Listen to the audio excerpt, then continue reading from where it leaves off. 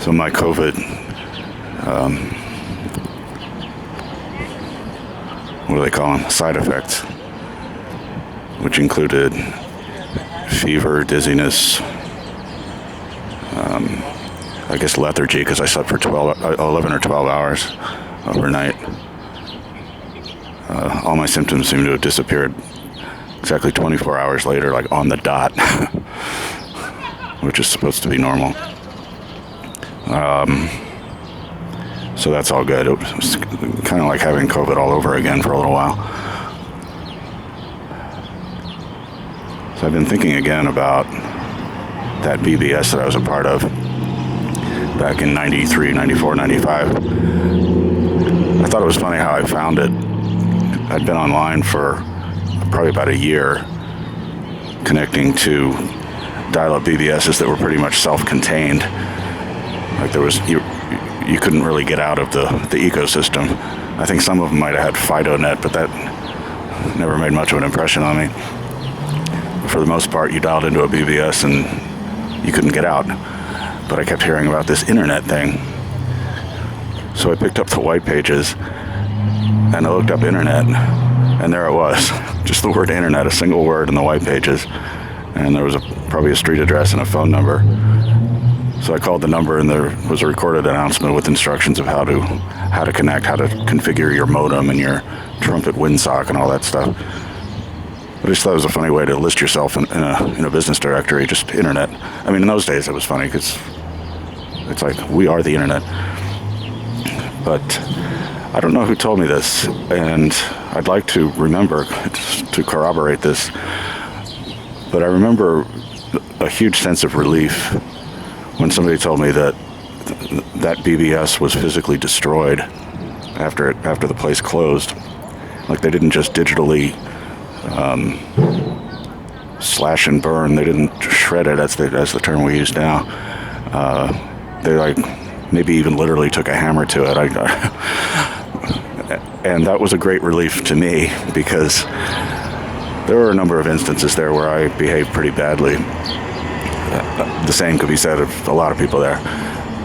I suspect that the guys who owned it decided to destroy it to eliminate any liability of theirs, and just to prevent people from having all these stupid things they said follow them around the rest of their lives. Back then, what happened at that BBS stayed at that BBS, and the same could be said for most of those type of services. There was not a lot of cross-pollination, if you will. Stuff didn't go viral. But I said some shit that I was in a private forum where I felt safe enough to talk about stuff I wouldn't talk about openly, particularly my suicide attempts.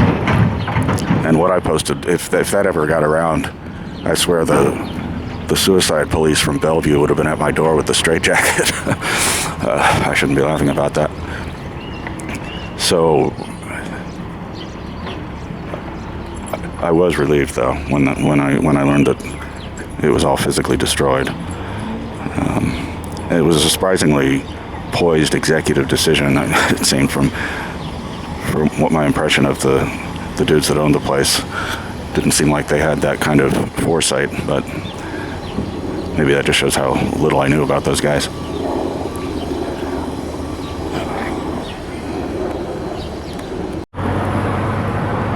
And another thing I remembered about that place was I quit for about 6 or 8 months. I went over to another BBS, and that was one example of me behaving very badly and stupidly. But that's another story. I quit and came back, and in the time I was gone, I picked up some technical skills, if you will. I learned a bunch of the command line tricks and widgets and how to slice and dice text and all that kind of thing. So when I got back to the old PBS, I couldn't help myself but poke around the file system, and I discovered just how insecure the whole place was. It was crazy. I could read everybody's email, for one thing, which I had absolutely no desire to do. But I was really surprised that all I had to do was just open the file. And I didn't, as soon as I realized how open everything was, I kind of turned away. I did not need trouble like that. I was still reeling from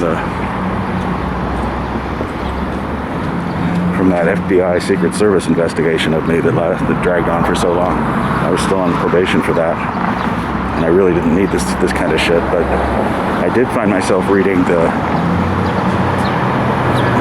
support email account where people wrote to complain about things or ask questions about the service. The only thing I remember from this was Carrie wrote to complain that she was being charged for access to the BBS when it was her understanding that the women's accounts were all for free. And honestly, it sounded like she might have had trouble paying for it on her own. That's the only thing I remember about that, but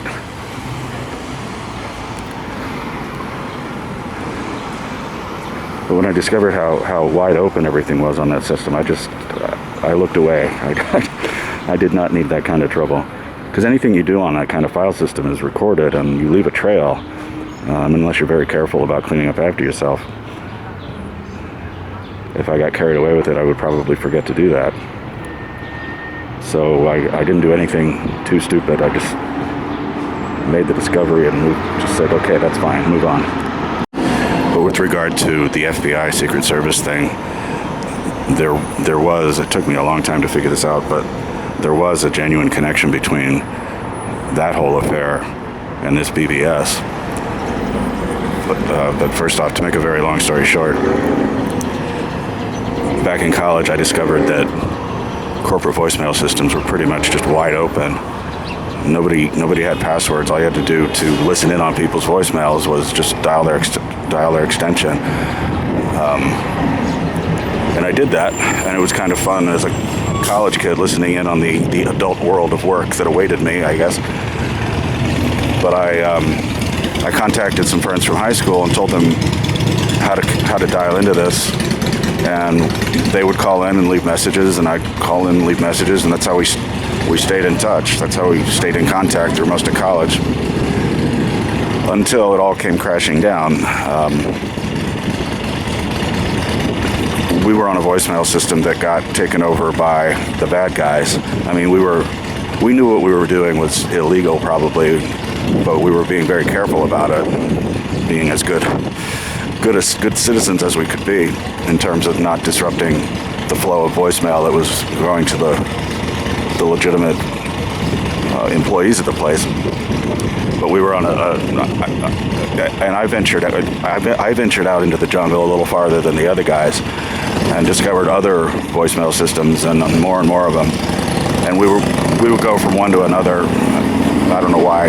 I think maybe we thought it was safer to not conduct all our activities on one voicemail system. I don't remember now, but we would go from one to another and to another.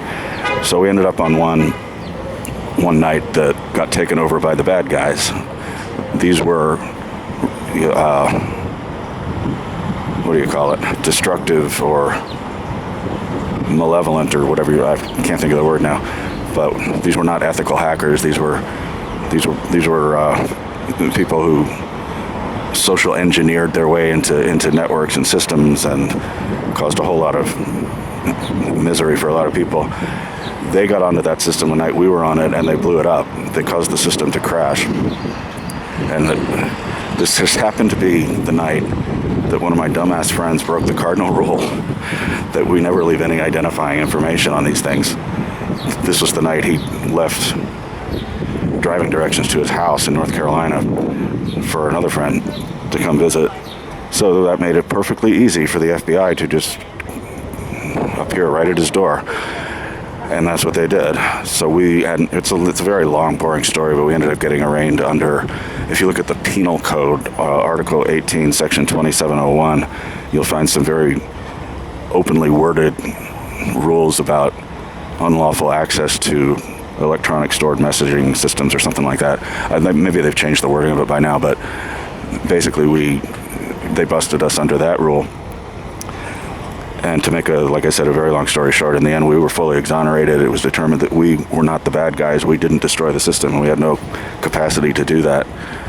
We have no criminal record, but it's, 5 years later and however many thousands of dollars down, we have no criminal records, and that's the end of the story until I get on this BBS. But I didn't discover this until later, that some of those bad guys, the very guys that got us into all that trouble, were on this BBS, and I was interacting with them directly at times with no idea that these were the guys that got us busted. These were the guys that blew up that one voicemail system the night we happened to have left identifying information. And I still, to this, I have not confronted anybody directly about this, but I know who they are. Some of the biggest names in hacking were involved that night, although I don't know that those big names were on this BBS. I don't remember anymore. But it was quite a connection to make. It probably could have been more obvious to me, but I stayed away from anything freaky, anything hacking, anything, because like I said, I was on 5 years probation, and if I did anything stupid, it would have been bad. I would have easily been handed a felony.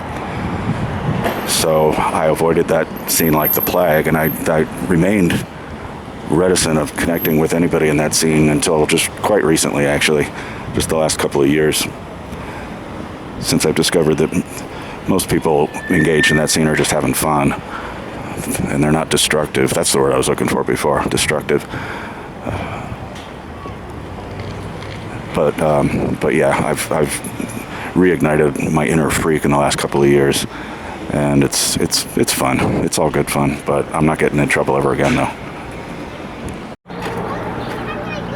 When I talk about keeping the hacker freaker world at a distance, it's taken many, many forms over the years, and it's alienated a lot of people, and it's even really pissed some people off badly, which is regrettable. But just look at it from the perspective of someone who should not and could not be lured back into that world. I've been invited multiple times to speak at the HOPE conferences. HOPE stands for Hackers of Planet Earth. It's the hacker group. And I politely declined all but one time. I made the mistake of giving a signal that I might be interested. And that was one of the instances where I really pissed somebody off.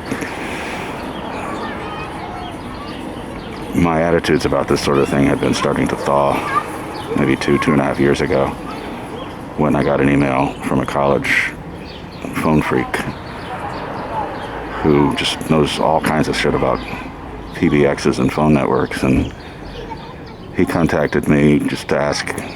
I don't know what he said. I don't know what the opening salvo was, but I thought, this is the kind of thing, this is the exact kind of correspondence I would have ignored. But he seemed cool. He seemed like not a dangerous, destructive type. He just was having fun with it, having fun with the phone networks.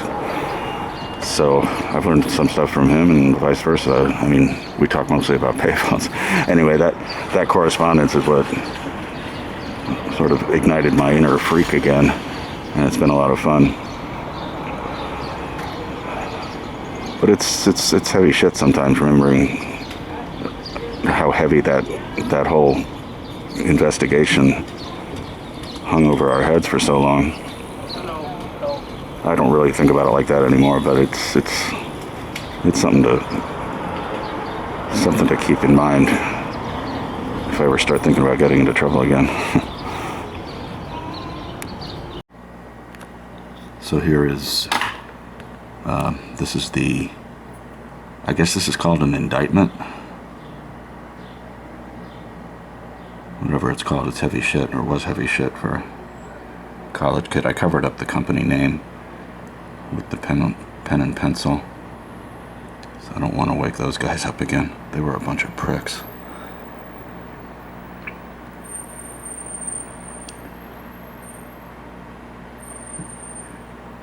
But like I said, in the end, we have no criminal records, and cost us a lot of money and a lot of anxiety.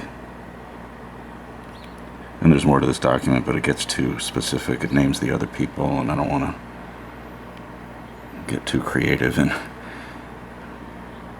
blocking names out. But there you go.